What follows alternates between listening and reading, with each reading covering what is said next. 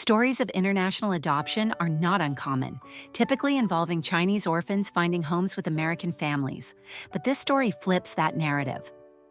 In an isolated Chinese village, an elderly woman who had never ventured beyond her hometown took in an African boy abandoned by his father. She brought him up just as she would her own flesh and blood. The child, Bobby, tenderly addresses her as grandmother. Despite having different blood running through their veins, their connection runs deeper than genetics. Now, Bobby has secured admission to one of China's most prestigious universities. Before departing, he specially left her a letter filled with gratitude. This raises a question. What motivated a woman who had never experienced the outside world to make this choice that would change two lives forever? 要走向我人生的明星天中，奶奶，你只是我生命中最重要的，真的，我很开心。爸比永远是我的生子哦，我保护自己心肠。 The story begins in 2004. That year, African merchant Ali arrived in Yiwu City, Zhejiang Province. Ali's line of work involved sourcing pharmaceutical raw materials. His sharp business instincts propelled his enterprise forward, and wealth followed. Later, he encountered a Chinese young woman. The two quickly became romantically involved and entered into marriage. In 2006, they welcomed the birth of their son, Bobby. Unfortunately, happiness arrived swiftly, but departed just as fast. Cracks began appearing in their union. The cultural backgrounds in which each had grown up could not have been more different. Daily habits and value clashes turned arguments into routine. Affection drained away bit by bit through endless conflict. Soon, the marriage reached its end. At that time, Bobby was barely 1 year old. After the divorce, he stayed in his father's custody. Yet Ali's entire focus remained on business ventures, leaving him unable to spare time for his child. Instead, it was the driver Sheng Xiaoyang who continuously looked after and transported Bobby. The child developed a strong dependence on him, viewing him as the most important figure in his life. One day in 2010, Ali suddenly sought out Sheng Xiaoyang, explaining he needed to escort a critical pharmaceutical shipment back to Africa. He requested that Sheng Xiaoyang watch over Bobby during his absence. Faced with this request, Sheng Xiaoyang agreed without a second thought, promising to ensure Bobby was properly cared for, putting Ali at ease. Yet who could have predicted that Ali's departure would be permanent? Sheng Xiaoyang exhausted every possible method attempting to establish contact, but Ali's phone remained perpetually unanswered. Text messages vanished into thin air, and electronic mail stayed frozen in unread status. He seemed to have vanished without a trace. 3 months passed with Ali still missing without a trace, as though he had never set foot on this land. 4-year-old Bobby found himself completely abandoned by his biological father in a foreign land. This child had grown up before his eyes, and Sheng Xiaoyang could not bring himself to walk away. His wife suggested sending Bobby to an orphanage, but the orphanage's response was that Bobby had not lost his parents and did not meet the definition of abandonment, making him ineligible for acceptance under relevant regulations. Sheng Xiaoyang had no choice but to bring Bobby back to his rural hometown, hoping his parents might lend a hand in looking after him. Initially, when Sheng Xiaoyang's mother, Mei Huan, saw her son appear with a dark-skinned child, she was completely stunned. But after hearing Bobby's experiences, Mei Huan felt tremendous sympathy for what the child had endured, while simultaneously burning with anger at Ali's irresponsibility. Seeing Bobby's obedient demeanor, timidly hiding behind her son, yet still politely addressing her as grandmother, Mei Huan was so moved her heart melted on the spot. Just like that, she agreed to take Bobby in. In this isolated little hamlet, the sudden appearance of an African child spread news throughout the entire village in under half a day, triggering curiosity and heated discussion among villagers. People clustered outside the Sheng family's entrance, pointing fingers and whispering. Some declared Sheng Xiaoyang had dumped a huge burden on his mother. Others asserted the child must certainly be Sheng Xiaoyang's illegitimate offspring from an affair, sent back to his hometown for parental care to avoid his wife's discovery. Otherwise, who would be willing to help raise another's child when they themselves could barely get by? Watching rumors grow increasingly exaggerated, Meihuan had no choice but to publicly reveal Bobby's true origins to everyone. Yet the gossip did not subside. A substantial number still firmly believed this was an excuse Meihuan had fabricated to preserve her son's reputation. Fortunately, Meihuan paid no mind to these idle rumors, while young Bobby still did not comprehend these complicated social intricacies. 奶奶不疼我的，她就疼芭比的。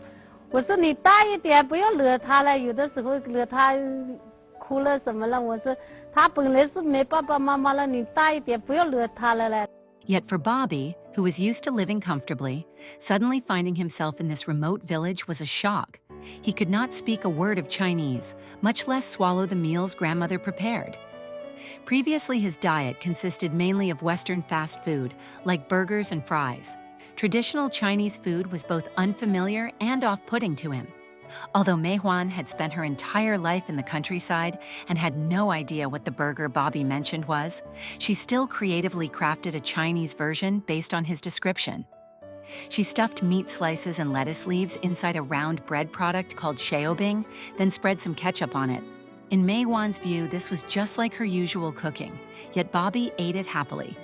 Perhaps sensing the care and affection grandmother had for him, Bobby began learning Chinese drop by drop. From initially relying only on gestures to communicate, he later could converse with people using simple Chinese. When grandmother went down to labor in the fields, he would trail behind lending a hand. When Meihuan busied herself in the kitchen, Bobby would grasp a broom sweeping the yard.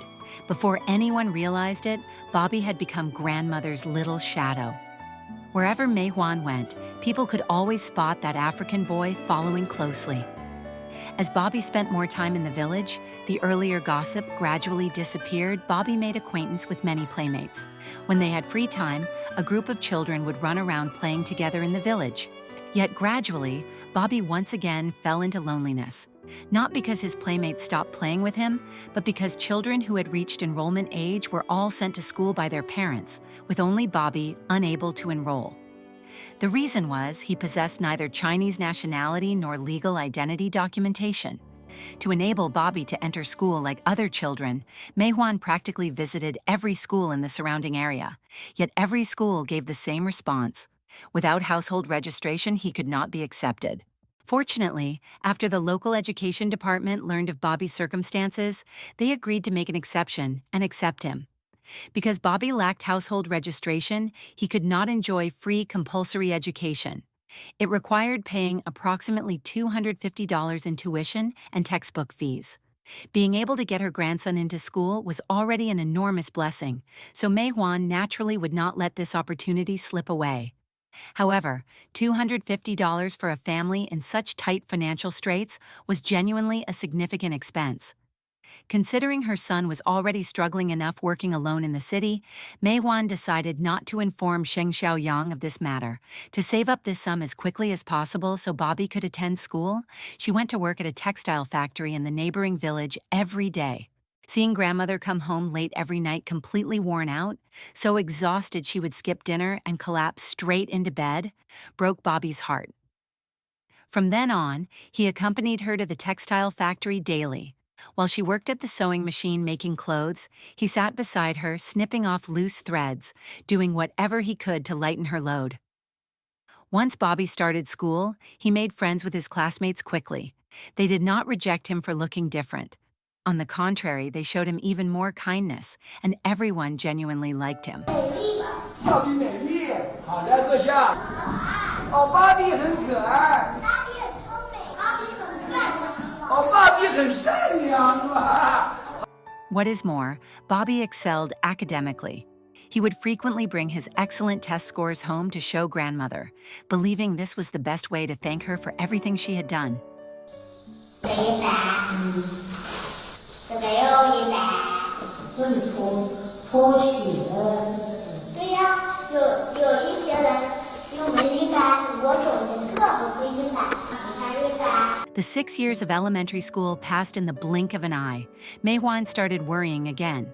The middle school entrance exam was coming up, but Bobby's citizenship problem still was not solved. If he lacked registration, Bobby would be ineligible to participate in testing, rendering even excellent grades meaningless. Most fortunately, in 2018, the government rolled out new policy measures, and Bobby finally had an opportunity to obtain Chinese nationality.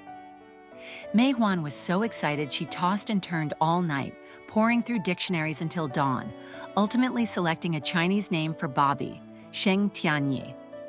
Though Bobby and grandmother came from different countries and ethnicities, after years of depending on each other, they had long been closer than blood relatives. After their story was covered by the media, this grandparent-grandchild relationship that crossed national borders and bloodlines touched countless people. Today, Bobby has received his college acceptance letter. Facing journalist interviews, he stated his greatest aspiration is to master genuine skills at university, then repay grandmother's nurturing affection as soon as possible. 他如果说不要我回报他，那么我就会在这里一直陪着他。